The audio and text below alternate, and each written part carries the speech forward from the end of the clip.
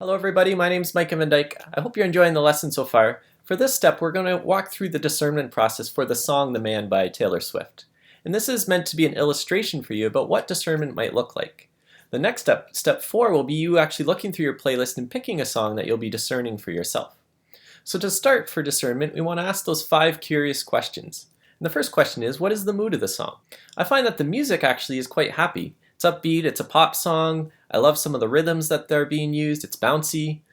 But then when I look more at the lyrics, I can sense a bit of, even in the tone of voice from Taylor Swift, a bit of frustration. There's even a line in the song that says, "It's okay that I'm mad," where she's just trying to say, hey, this is okay that I'm a little bit frustrated about something.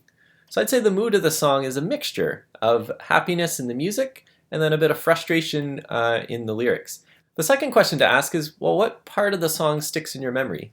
For me, there's a lot of lyrics actually that stick. One of them is the question that Taylor Swift keeps asking, where she's asking, would I be further ahead if I were a man? And that sticks out to me as a guy because it's a question that I don't often ask in reverse. I don't ask, would I be further ahead if I were a woman versus if I were a man? Another line that sticks out to me is the line, when everyone believes you, what's that like?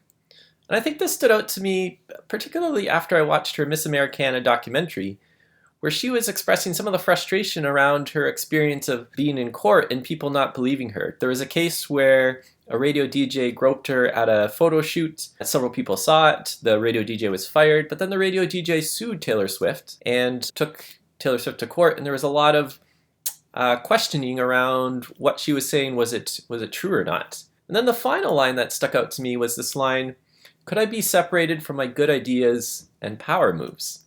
And that's something that I've never experienced myself, this idea of maybe when I present a good idea, people don't necessarily see it as a good idea, but maybe see it as a grab for power.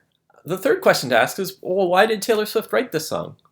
And I think she was writing this song to express a bit of her frustration through traveling through the music industry. She's now a bit of a veteran, and she's seen a lot of other people's careers and tracked along with them. And she might be wondering, hey, this doesn't seem quite fair. There's certain standards that as a female performer I need to rise to, and other guys potentially don't need to have maybe as strict of standards.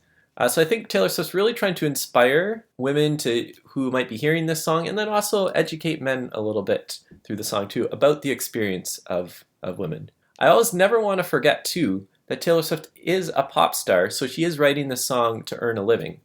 So there's certain rules that she follows when she writes a song. It's a certain length, there's certain sounds that we're familiar with, it's radio friendly, so there's an element of earning money as well to this. The fourth question to ask is, well, how do other people experience the song? And I think here it's quite interesting to see the difference of how maybe men and women might experience this song. As a guy, I'm hearing certain things maybe for the first time. And women might be hearing this song and being able to relate quite a bit to what Taylor Swift is saying and saying, hey, I've experienced some of those similar things in my own life where people might not be believing me or I have to act a certain way.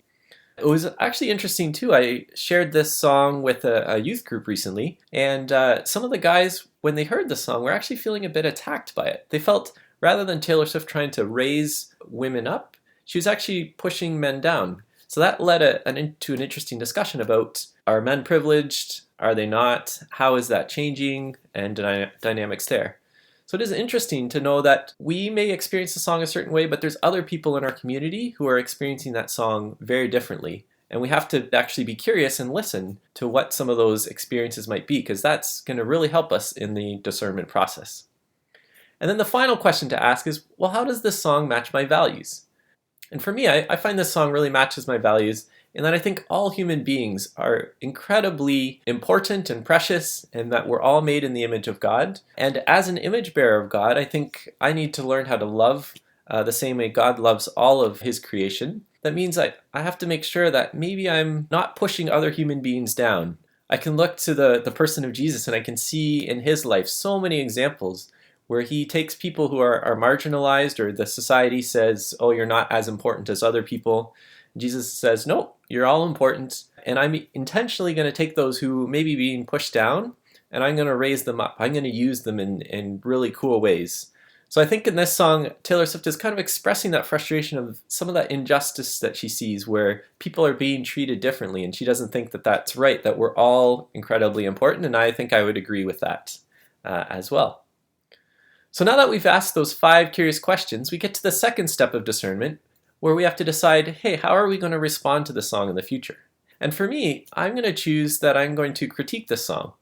More so because I think there's some parts in this song that can really teach me some things that I may not have been noticing in my experience. So I think Taylor Swift can actually teach me some stuff about what's going on around me. I actually want to even start discussions with some of my friends, both male and female, about this song. All right, for the next step of this lesson, we're going to move into step 4, where you're actually going to choose a song for yourself to discern. So to do this, what you need to do is look through your playlist and pick a song, and I'd encourage you to be a little bit adventurous in the song that you choose. So what you're going to do is try to find a lyric video or go on genius.com and look up the lyrics and read the lyrics as you're listening to the song. And then there's the 5 questions that you can answer regarding the song. I hope you have fun with this next step, and then we're going to move on to the 5th step, which is where we get to share the cool things that we've learned. Hope you've enjoyed this video, and we'll talk to you soon.